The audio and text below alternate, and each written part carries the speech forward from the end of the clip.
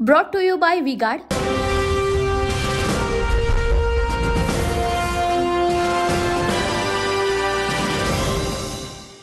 नमस्कार, TV9 मराठीमध्ये आपल्या सगळ्यांचं स्वागत. मी निखिला. पाहतोय देश, महाराष्ट्र आणि बुलेटिनची सुरुवात मोठ्या बातमीनं. बातमी येते ठाकरेंच्या परदेश दौऱ्याची. उद्धव ठाकरे यांच्या परदेश दौऱ्यावरून आता वार पलटवार सुरू झाले. मी लंडनला जात नाही कारण राज्यामध्ये मला कामं आहेत, अशी टीका मुख्यमंत्र्यांनी उद्धव ठाकरे यांच्यावर केली आहे. तर लंडनला जाण्यासाठी इंग्लिशमध्ये बोलावं लागतं असं म्हणत सुनील राऊतांनी पलटवार केलाय. आता काल संभाजीनगरला होतो, तिथे दुष्काळाच्या बाबतीत बैठक झाली. आज इथे मुंबई महापालिकेची मीटिंग आहे. 2 दिवसानंतर एक स्टेट डिझास्टरची मीटिंग होईल. शेवटी आता कसं आहे, आता आपल्याला इथे जे काही काळजी घेणं आहे प्री मान्सून वर्क, ते तर घ्यायला पाहिजे ना. मी तर लंडनला जाऊ शकत नाही ना. मला तर तुम्ही मुख्यमंत्री केलेलं आहे, त्यामुळे इथं मला काम करायलाच लागेल. अरे लंडनला जाण्यासाठी इंग्लिश बोलावं लागतं. तिथे जाऊन का मराठी हिंदीमध्ये बोलणार का? शक्य आहे का ते? त्यामुळे त्यांची ते हे नाही आहे. आणि ज्याला लंडनला पोचता येत नाही तो असं म्हणतो काय की मला रस्त्यावरचा कार्यकर्ता आहे, ते काहीतरी एक म्हण आहे की नाचता येईना अंगण वाकडं, कळलं का? अशी पद्धत आहे. त्यांनी जावं लंडनला, का जाऊ नये? पण त्यांना माहिती आहे लंडनला गेले तर ह्या महाराष्ट्रामध्ये जे 40 गद्दार आहेत त्यांच्यामध्ये हलचल निर्माण होईल आणि कुठेतरी फाटाफूट होईल. या दृष्टीने ते मुख्यमंत्री लंडन काय महाराष्ट्राच्या बाहेर पण पोहोचू शकत नाहीत. यांना लोकांशी काही घेणं देणं नाही. लोक मरो, शेतकरी मरो, कोणी कामगार मरो, त्या डोंबिवलीमध्ये आग लागो तिथपर्यंत जायला वेळ नाही मिळाला. लंडनला जायला वेळ यांना. आणि आम्हाला इंग्लिश येते की नाही येते, आम्हाला काय तिथं बाया नाचवायच्या नाहीत. आम्हाला आमच्या शेतकऱ्याच्या प्रश्नाचे महत्व आम्हाला आहे. कोण काय करतं ना फॉरेनला जाऊन, याची आता उगाच आता मला बोलायला नका लावू. फॉरेनच्या काय जे येणारे जे आहेत अप्सरा, या गोव्यामध्ये मी पाहिलेलं आहे. W हॉटेलमध्ये कोणत्या नेत्यांबरोबर होत्यात. म्हणून आम्हाला इंग्लिश येत नाही त्यांच्याशी बोलतानाची. आम्हाला आमची मायबोली मराठी येते, ती शेतकऱ्याशी संवाद साधण्यासाठी. म्हणून आमच्या मराठीचा आम्हाला अभिमान आहे. तुम्हाला इंग्लिशचा जर जास्त गर्व असेल तर तुम्ही लंडनला शिफ्ट व्हा. उद्धवजी कुठे आहेत? मर्दाची भाषा करायची. मी आणि माझा पक्ष मर्द आहे. मी माझा पक्ष मुंबईकरांसाठी आहे, मराठी माणसासाठी आहे. आणि आता लंडनचे नाले बघायला गेलेत का उद्धवजी? लंडनची नालेसफाई उद्धवजी का बघतायत? मुंबईकरांचे नालेसफाई बघायला का आले नाहीत? मग मर्दांचा पक्ष असेल उद्धवजी तर या नाल्यावर येऊन मर्दानगी दाखवा. आणि त्यामुळे उद्धवजींचा पक्ष हा पुतना मावशीचं प्रेम मुंबईवर आहे आणि लंडनच्या नालेसफाईचे तरी आकडे उद्धवजींनी दाखवावेत, एवढीच माझी त्यांना अपेक्षा आहे.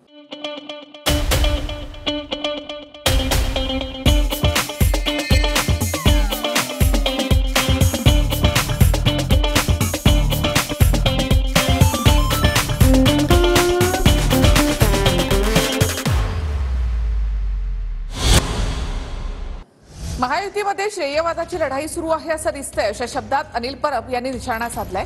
मान्सूनपूर्व कामांसंदर्भातला आढावा घेण्यासाठी शिंदेंनी महापालिका प्रशासनाची बैठक घेतली. तर दुसरीकडे आशिष शेलार मुंबईतल्या नालेसफाईच्या कामांचा आढावा पाहणी दौरा करतायत आणि यावरून परब यांनी महायुतीवर निशाणा साधला. हेच म्हणणं आहे की आशिष शेलार यांचा मुख्यमंत्र्यांवरती विश्वास नाहीये. एका बाजूला मुख्यमंत्री सांगतायत की 0 कॅज्युअलिटी होईल, याचा अर्थ त्यांचा महानगरपालिकेवरती विश्वास आहे. जे महानगरपालिकेवरती गेले कित्येक दिवस आरोप करतायत. एका बाजूने मुख्यमंत्री विश्वास दाखवतायत, एका बाजूने आशिष शेलारला विश्वास दाखवतोय. महायुतीमध्येच अजूनही कोऑर्डिनेशन नाही आहे. कदाचित श्रेयवादाची लढाई असू शकते. आत्ता आशिष शेलार आणि मुख्यमंत्र्यांमध्ये काहीतरी वाद आहे असं मला दिसतंय. त्याचं कारण असं आहे की आशिष शेलार आरोप करतायत, मुख्यमंत्री एका बाजूने महानगरपालिकेला क्लीन चिट देत आहेत. उद्धवजी कुठे आहेत? मर्दाची भाषा करायची. मी आणि माझा पक्ष मर्द आहे. मी माझा पक्ष मुंबईकरांसाठी आहे, मराठी माणसासाठी आहे. आणि आता लंडनचे नाले बघायला गेलेत का उद्धवजी? लंडनची नालेसफाई उद्धवजी का बघतायत? मुंबईकरांचे नालेसफाई बघायला का आले नाहीत? मग मर्दांचा पक्ष असेल उद्धवजी तर या नाल्यावर येऊन मर्दानगी दाखवा.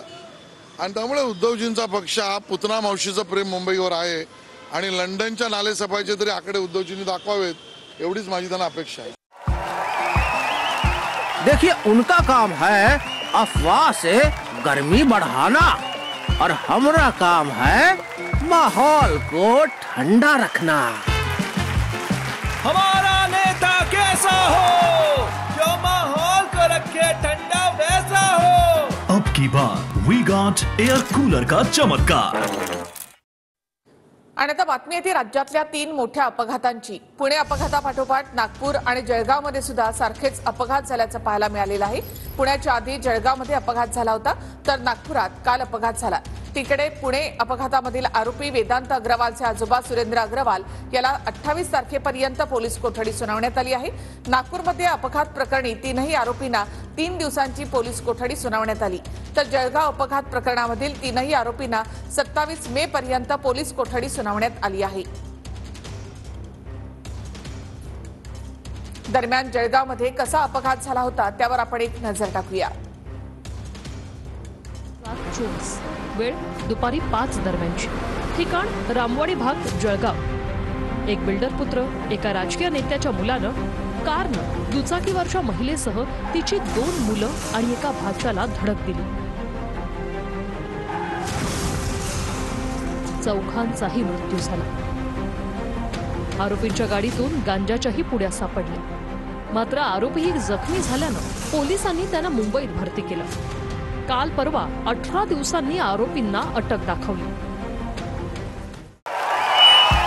भाइयों बहनों, उनके राज में पावर रहे अनस्टेबल और हम रखे सब स्मूथ और स्टेबल।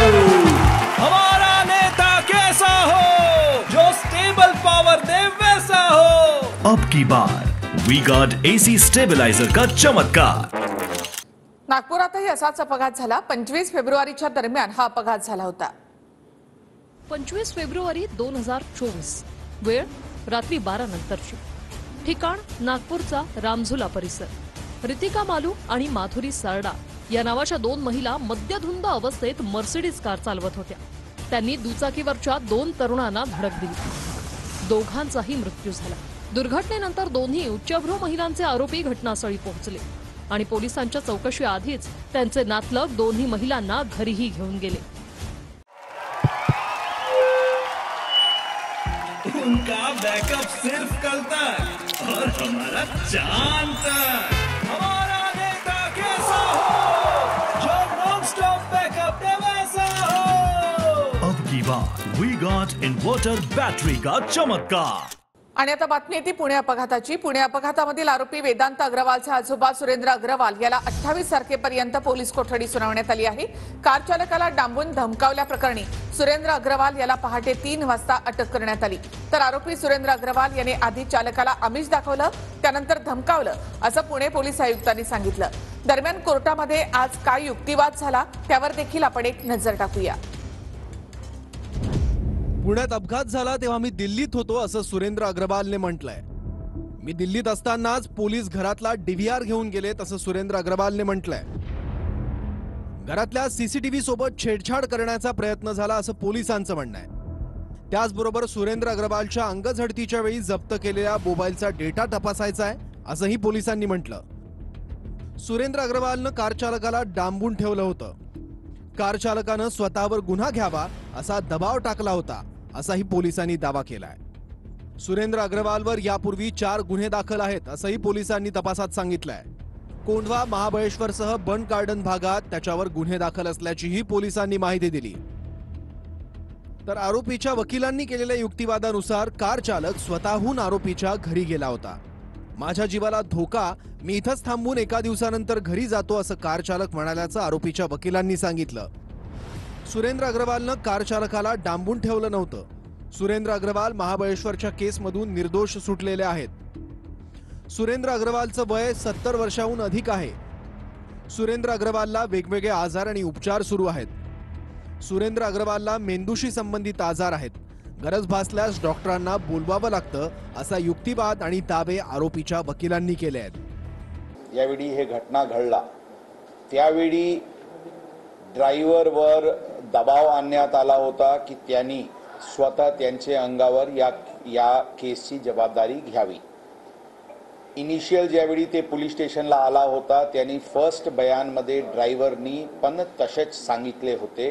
रात्री 11 वाजताचे सुमारास ड्रायव्हरला पोलीस स्टेशनवरून सोडण्यात ज्यावेळी आला त्यावेळी आरोपी यामध्ये त्यांना ते घरी जात असताना त्यांना थांबवला आणि त्यांनी त्यांचे गाडीमध्ये बसून त्यांचे घरी घेऊन गेले आणि यांना त्यांचे घरी दाबून ठेवला.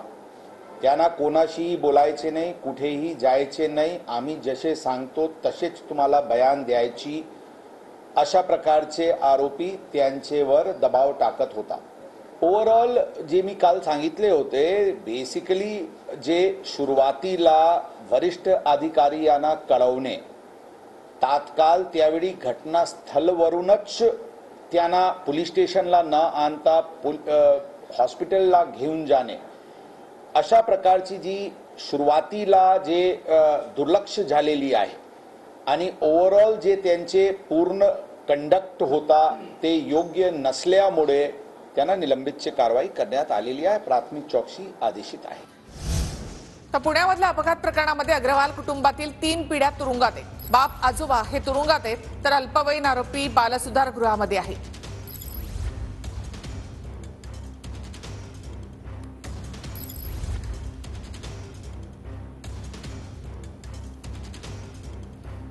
वळूयात पुढल्या राजकीय बातम्यांकडे. शिंदे गटामध्ये काहीच मिळणार नाही हे गजानन कीर्तीकरांना कळलं असं म्हणत सुनील राऊतांनी शिंदे गटावर टीका केली. तर गजानन कीर्तीकरांमधला शिवसैनिक हळूहळू जागा होतोय असं वक्तव्य अनिल परब यांनी केलं आहे. तर गजानन कीर्तीकरांच्या भूमिकेवर संशय आहे, 2 दिवसात निर्णय होईल असं संजय शिरसाट यांनी म्हटलंय. त्यांना माहित आहे की शिंदे गटामध्ये राहून आपलं काही होणार नाही आणि मग ते कुठेतरी ह्या अशा चालूच असतं. परंतु खात्रीने सांगतो की गजानन कीर्तीकर जे म्हणाले ते राईट म्हणाले. त्यांचा मुलगा आहे आणि त्यांना माहिती आहे त्यांचा मुलगा प्रचंड बहुमताने जिंकणार आहे आणि म्हणून त्यांनी तो मुलाला दिलेला आशीर्वाद आहे. याबाबत कोणीही काही जरी बोललं तरी निलंबनाची कारवाई केली नाही केली तरी गजानन कीर्तीकरांचं काही नुकसान होणार नाही. त्यांच्यातला हळूहळू शिवसैनिक जागा होतोय असं मला वाटतंय. जो ओरिजिनल शिवसेना जी त्यांच्या रक्तात गेले कित्येक वर्ष भिनली होती, काही कारणास्तव समजा त्यांची भेसळ झाली होती, पण आता ते परत शिवसेना ओरिजिनल ही त्यांच्या कदाचित मनात जागी झाली असेल. त्यांना आता उद्धव साहेबांचे विचार पटत असतील. हे आज दोघांच्याच बाबतीत झालंय, हे हळूहळू सगळ्यांच्या बाबतीत होणार. कीर्तीकरांनी ती भूमिका का घेतली याबद्दल सर्वांना संशय आहे. आपल्या मुलाच्या उमेदवारीबद्दल त्यांनी भाष्य करायलाच नको होतं. उबाठा गटाने केलेला तो गेम तो त्यांच्या अंगलट आलेला आहे. त्यांच्याच घरातून उमेदवारी देऊन घरामध्ये भांडणं कशी लागतील किंवा त्यांना मजबुरीने यांचं काम कसं करावं लागेल असा हा तो डाव होता. आमच्याकडे जी काही समिती आहे त्या समितीकडे हे प्रकरण गेलेलं आहे आणि त्याच्यावर मला वाटतं 2-3 दिवसामध्ये निर्णय सुद्धा होईल. ईव्हीएम मध्ये छेडछाड होणारे व्हिडिओ जुने आणि असं महाराष्ट्र निवडणूक आयोगानं म्हटलेलं आहे. ईव्हीएम छेडछाडीचे व्हिडिओ इतर राज्यांमधले आहेत असं राज्य निवडणूक आयोगानं स्पष्ट केलं आहे. व्हायरल व्हिडिओबाबत महाराष्ट्र निवडणूक आयोगानं हे स्पष्टीकरण दिलं. महाराष्ट्र राज्यातील मतदान प्रक्रिया शांततेमध्ये आणि सुरळीत पार पडलेली आहे असं देखील राज्य निवडणूक आयोगानं स्पष्ट केलं आहे. राज्य निवडणूक आयोगानं काय स्पष्टीकरण दिलं ते आपण पाहूया. काही व्यक्ती निवडणूक प्रक्रियेला बाधा पोहोचेल अशी कृती करतानाचे व्हिडिओ व्हायरल झाले. ईव्हीएम सोबत छेडछाड करण्याचा प्रयत्न करत असतानाचे व्हिडिओ जुने आणि इतर राज्यांमधले आहेत. व्हायरल व्हिडिओ महाराष्ट्रामधील मतदान प्रक्रियेशी संबंधित नाहीत असं स्पष्ट झालेलं आहे. राज्यातील मतदान प्रक्रिया सुरळीत आणि शांततेमध्ये पार पडली आहे. देशामध्ये आज लोकसभेच्या 6व्या टप्प्यातील मतदान पार पडलं. 3ऱ्या टप्प्यामध्ये अनेक दिग्गजांनी आज मतदानाचा हक्क बजावलेला आहे. नवी दिल्लीमध्ये आज सायंकाळी 5 पर्यंत 53.73% मतदान पार पडलं. तर पश्चिम बंगालमध्ये सायंकाळी 5 पर्यंत सर्वाधिक 77.99% मतदान झालेलं आहे. तर उत्तर प्रदेशमध्ये 52.2% आणि हरियाणामध्ये 55.93% मतदान झालं. सायंकाळी 5 वाजेपर्यंत देशामध्ये 57.70% मतदान झालं. नवी दिल्लीमध्ये 53.73%, उत्तर प्रदेशमध्ये 52.2%, पश्चिम बंगालमध्ये 77.99% सर्वाधिक मतदान झालं. बिहारमध्ये 52.24%, हरियाणामध्ये 55.93%, जम्मू काश्मीरमध्ये कमी म्हणजे 51.35% मतदान झालं. झारखंडमध्ये 61.41%, ओडिशामध्ये 59.60% मतदान झालं. आणि आता महत्त्वाच्या 25 बातम्या आपण पाहूया. दिल्लीमध्ये गांधी परिवारानं मतदानाचा हक्क बजावला. राहुल गांधी आणि सोनिया गांधींकडून निर्माण भवनमधल्या मतदान केंद्रावर मतदान, प्रियांका गांधींकडून सुद्धा लोधी रोडमधल्या मतदारसंघामध्ये मतदान. राष्ट्रपती द्रौपदी मुर्मू तसंच माजी राष्ट्रपती रामनाथ कोविंद यांनी मतदानाचा हक्क बजावला. उपराष्ट्रपती जगदीप धनखड यांनी देखील आपल्या पत्नीसह मतदानाचा हक्क बजावला. दिल्लीचे मुख्यमंत्री अरविंद केजरीवाल यांनी बजावला मतदानाचा हक्क. पत्नी सुनीता केजरीवाल यांनी सुद्धा केलं मतदान. माजी क्रिकेटपटू गौतम गंभीर यांनीही बजावला मतदानाचा हक्क. लोकशाहीसाठी प्रत्येक मत महत्त्वाचं असल्याचं गौतम गंभीर यांचं विधान. जम्मू काश्मीरच्या अनंतनागमध्ये मेहबूबा मुफ्ती यांचं ठिय्या आंदोलन. बूथ एजंटला पोलिसांनी डांबून ठेवल्याचा आरोप. मेहबूबा मुफ्ती अनंतनागमधून उमेदवार. पुणे शहर आणि जिल्ह्यामधील सर्व बारचे लायसन्स तपासले जाणार. राज्य उत्पादन शुल्क विभागाकडून लायसन्स तपासणीला सुरुवात. नियमबाह्य बार आणि पबची यादी जिल्हाधिकाऱ्यांना दिली जाणार. हिट अँड रन प्रकरणानंतर पुणे शहरामधील विनापरवाना मद्य विक्री करणाऱ्या पब आणि बारवर कारवाई. राज्य उत्पादन शुल्क पुणे विभागाच्या 14 पथकांकडून कारवाई.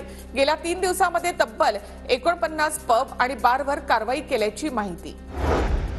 फेर मतदानाची मागणी 15 ते 20 दिवसांनी करणं हास्यास्पद असल्याचं सुनील तटकरे यांचं विधान. निवडणुकीचा निकाल काय असेल हे कळल्यामुळे मागणी केली जाते. शरद पवार गटावर तटकरेंचा निशाणा. दिवसांनी फेर मतदानाची मागणी याचा अर्थ निवडणुकीचा निकाल काय लागणार आहे हे स्पष्ट झाल्याच्या नंतर या पद्धतीची मागणी त्या ठिकाणी केली जाते ही हास्यास्पद आहे. अपघाताच्या घटनेवर कायदा सुव्यवस्थेवर बोलणं म्हणजे बारामतीच्या पराजयाची कबुली. सुनील तटकरेंचा सुप्रिया सुळेंवर निशाणा. तर पुणे नागपूरमधील अपघात घटना दुर्दैवी असल्याचं विधान. रवी राणा यांनी 2 वर्ष तोंड बंद ठेवलं असतं तरी निकाल वेगळा असता. नवनीत राणा हरणार हे एखादा लहान मुलगा सुद्धा सांगेल. बच्चू कडू यांचा निशाणा. हे तर तुम्हाला लहान पोराला जरी विचारलं पण ते पण सांगणार आहे का नवनीत राणा यावेळेस पडणार, राणाच पाळणार त्यांना. मला वाटते रवी राणानं किमान 2 वर्ष तोंड जरी चूप ठेवलं असतं तरी कदाचित रिझल्ट वेगळे राहिले असते. पदवीधर आणि शिक्षक मतदारसंघाच्या निवडणुकीसाठी 26 जूनला मतदान तर 1 जुलैला मतमोजणी होणार. कोकण पदवीधर मतदारसंघासाठी भाजपकडून निरंजन डावखरेंना पुन्हा संधी. तर मुंबई पदवीधर मतदारसंघासाठी शिवसेना शिंदे गटाकडून डॉक्टर दीपक सावंत यांच्या नावावर शिक्कामोर्तब होण्याची शक्यता. ठाकरे गटाकडून अनिल परब यांना मुंबई पदवीधर मतदारसंघातून उमेदवारी. तर मुंबई शिक्षक मतदारसंघातून ज.म. अभ्यंकर यांना ठाकरे गटाकडून उमेदवारी. 26 जूनला पदवीधर शिक्षक मतदारसंघातील निवडणूक. समिती आहे त्या समितीकडे हे प्रकरण गेलेलं आहे आणि त्याच्यावर मला वाटतं 2-3 दिवसामध्ये निर्णय सुद्धा होईल. ईव्हीएम मध्ये छेडछाड होणारे व्हिडिओ जुने आणि असं महाराष्ट्र निवडणूक आयोगानं म्हटलेलं आहे. ईव्हीएम छेडछाडीचे व्हिडिओ इतर राज्यांमधले आहेत असं राज्य निवडणूक आयोगानं स्पष्ट केलं आहे. व्हायरल व्हिडिओबाबत महाराष्ट्र निवडणूक आयोगानं हे स्पष्टीकरण दिलं. महाराष्ट्र राज्यातील मतदान प्रक्रिया शांततेमध्ये आणि सुरळीत पार पडलेली आहे असं देखील राज्य निवडणूक आयोगानं स्पष्ट केलं आहे. राज्य निवडणूक आयोगानं काय स्पष्टीकरण दिलं ते आपण पाहूया. काही व्यक्ती निवडणूक प्रक्रियेला बाधा पोहोचेल अशी कृती करतानाचे व्हिडिओ व्हायरल झाले. ईव्हीएम सोबत छेडछाड करण्याचा प्रयत्न करत असतानाचे व्हिडिओ जुने आणि इतर राज्यांमधले आहेत. व्हायरल व्हिडिओ महाराष्ट्रामधील मतदान प्रक्रियेशी संबंधित नाहीत असं स्पष्ट झालेलं आहे. राज्यातील मतदान प्रक्रिया सुरळीत आणि शांततेमध्ये पार पडली आहे. देशामध्ये आज लोकसभेच्या 6व्या टप्प्यातील मतदान पार पडलं. 3ऱ्या टप्प्यामध्ये अनेक दिग्गजांनी आज मतदानाचा हक्क बजावलेला आहे.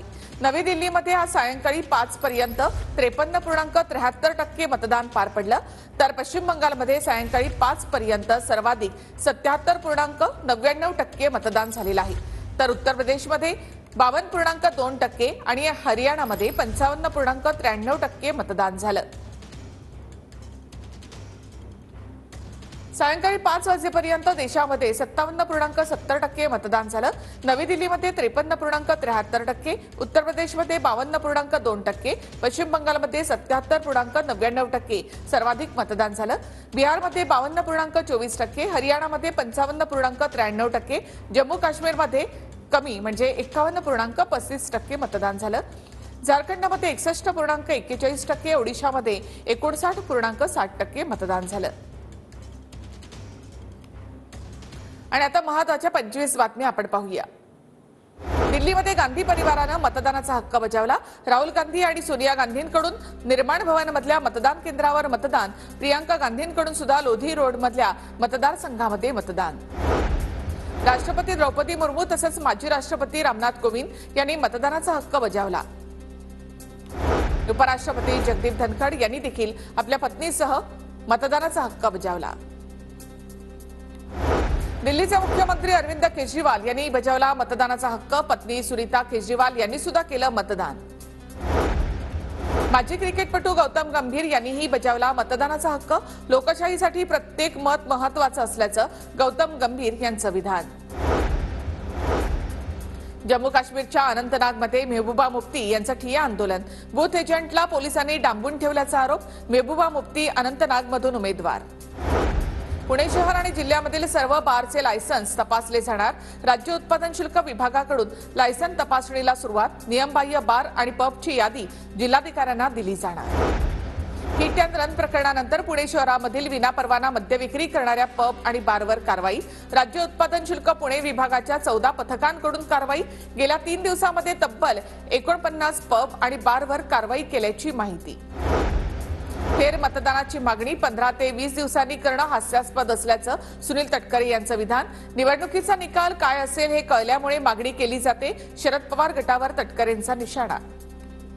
दिवसांनी फेर मतदानाची मागणी याचा अर्थ निवडणुकीचा निकाल काय लागणार आहे हे स्पष्ट झाल्याच्या नंतर या पद्धतीची मागणी त्या ठिकाणी केली जाते ही हास्यास्पद आहे. अपघाताच्या घटनेवर कायदा सुव्यवस्थेवर बोलणं म्हणजे बारामतीच्या पराजयाची कबुली. सुनील तटकरेंचा सुप्रिया सुळेंवर निशाणा. तर पुणे नागपूरमधील अपघात घटना दुर्दैवी असल्याचं विधान.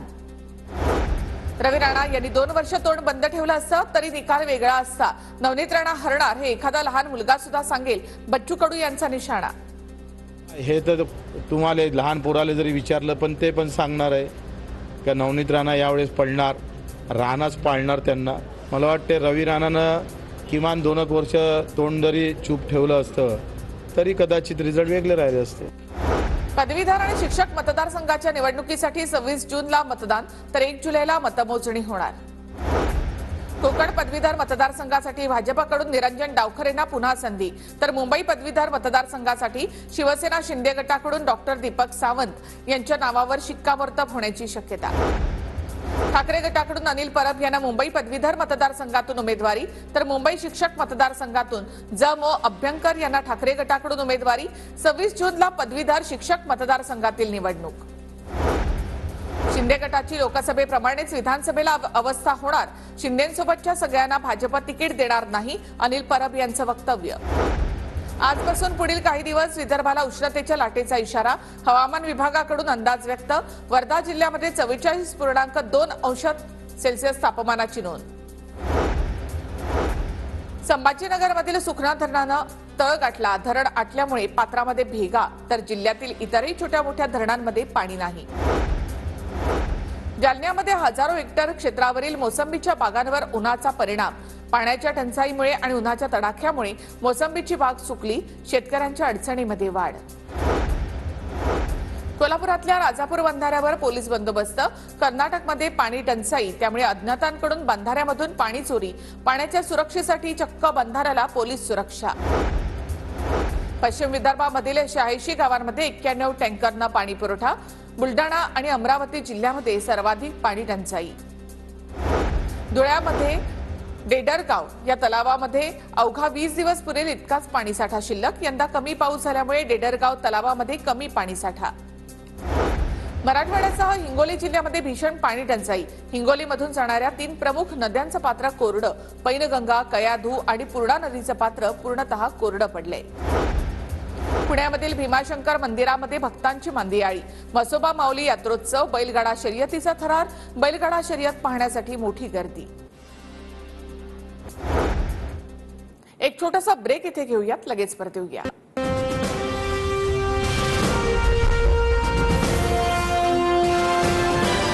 Brought to you by V-Guard.